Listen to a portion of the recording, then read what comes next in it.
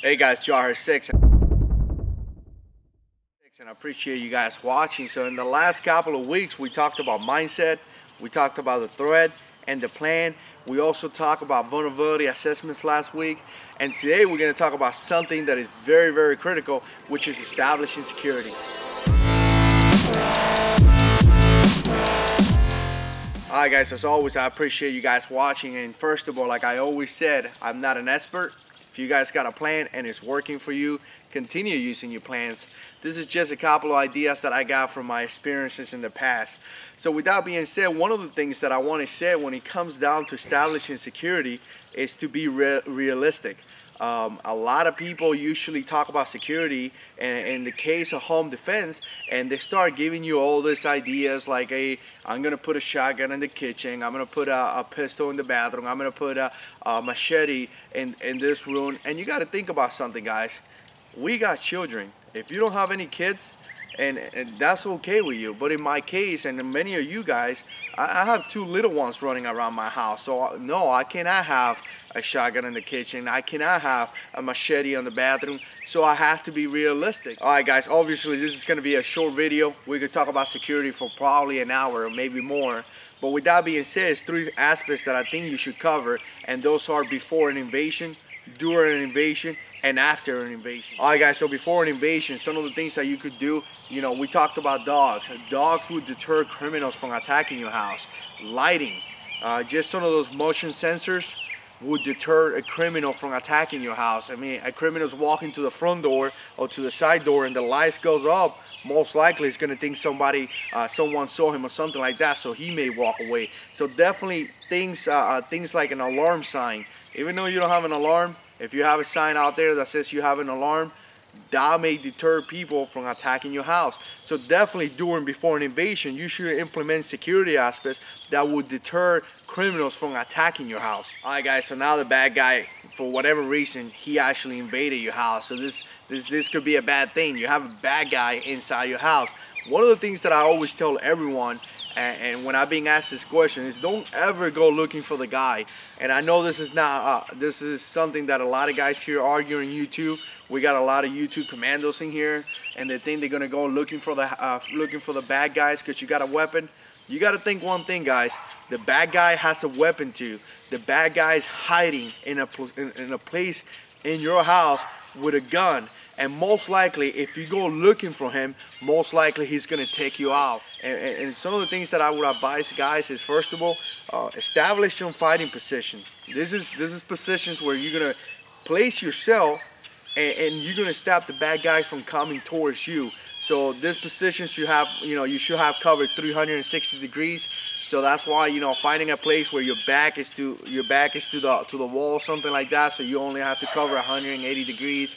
It is a good idea. You should have cover and concealment, meaning that if it shoots at you, you have something that covers you. Concealment, meaning that, you know, you're gonna be pretty well concealed, so most likely he won't see you as he's approaching you.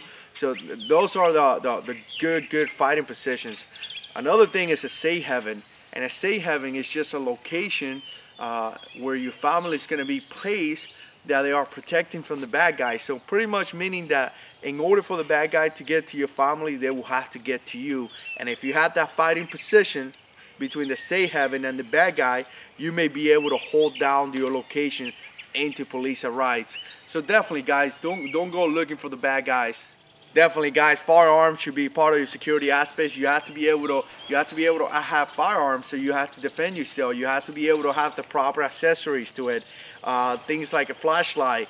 You have to be able to identify the target before you engage that target. All right guys, so after an invasion, this is critical part. And if you guys remember the girl in Detroit a couple of months ago, the bad guys walked out and then the bad guy came back in and she shot a couple of rounds and they left.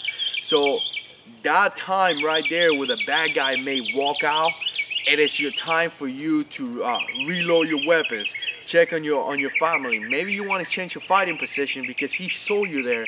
So maybe you want to take your secondary fighting position that you probably already identified. You have to be prepared for the next attack, or preparing to the police officers show up. With that being said, make sure you give the cops, when you call the cops, make sure you give them a code word.